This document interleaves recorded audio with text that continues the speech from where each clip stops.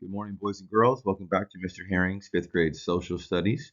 Today we'll be wrapping up the Nation Grows Part B and C unit while talking about Monroe to Jackson and the Trail of Tears. This will be the last lesson where we talk about President Jackson's actions regarding the Native Americans in the Florida region and Mr. Monroe and his all-important Monroe Doctrine. So we're going to go ahead and get started.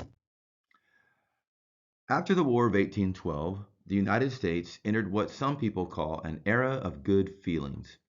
People felt proud of their country and disagreed about fewer national issues than they had before. The Monroe Doctrine. James Monroe became president in 1817. Although people within the country felt united, President Monroe faced tough issues of foreign policy. Foreign policy is the actions a government takes in relation to other governments and nations. At the time, Russia claimed territory in present-day Alaska. Monroe did not want Russia expanding its land claims near the United States. Also, several former Spanish colonies had recently become independent countries. Monroe worried that Spain might try to invade or reclaim those former colonies. In 1823, Monroe made an important speech to the Congress of the United States. Known as the Monroe Doctrine, his message warned European nations to stay out of the Western Hemisphere.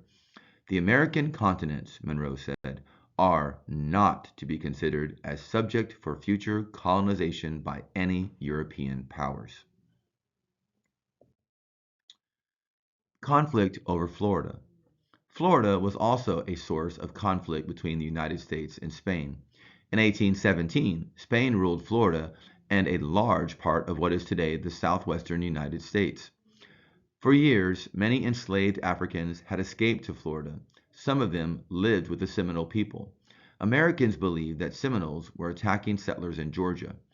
Monroe sent Andrew Jackson, the hero of the War of 1812, to stop the Seminoles. Jackson not only defeated the Seminoles, but he also captured the city of Pensacola. Because of these attacks, Spain decided that Florida was too difficult to defend. In 1819, Spain sold Florida to the United States for $5 million. Jackson's victory in Florida made him popular. Jackson had grown up on the Carolina frontier.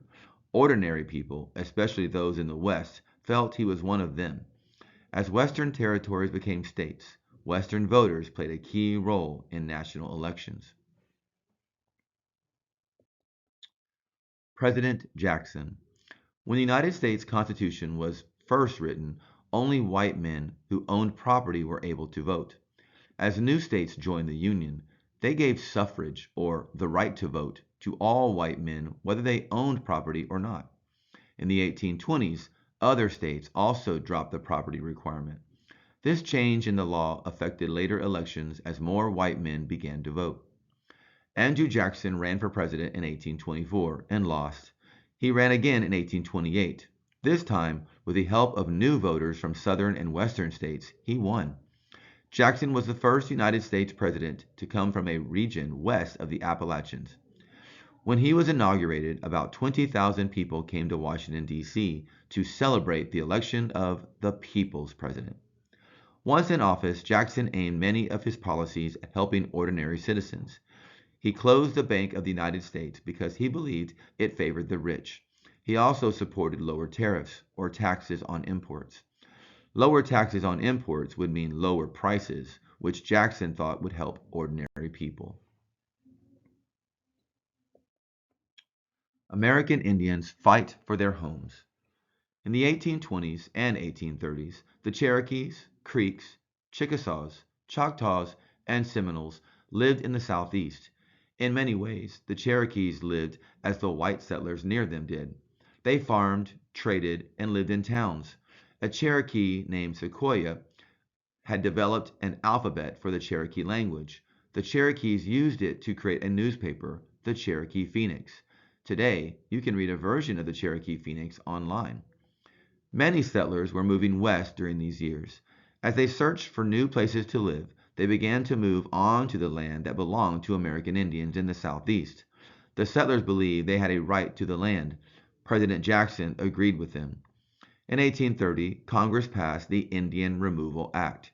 This law said that American Indians in the Southeast had to move to a territory west of the Mississippi River. This territory, called Indian Territory, was in present-day Oklahoma. Many American Indians tried to fight the new law. The Seminoles, led by Chief Osceola, battled against the United States Army for years before being defeated. Eventually, Chief Osceola was captured, and the Seminoles were forced to move.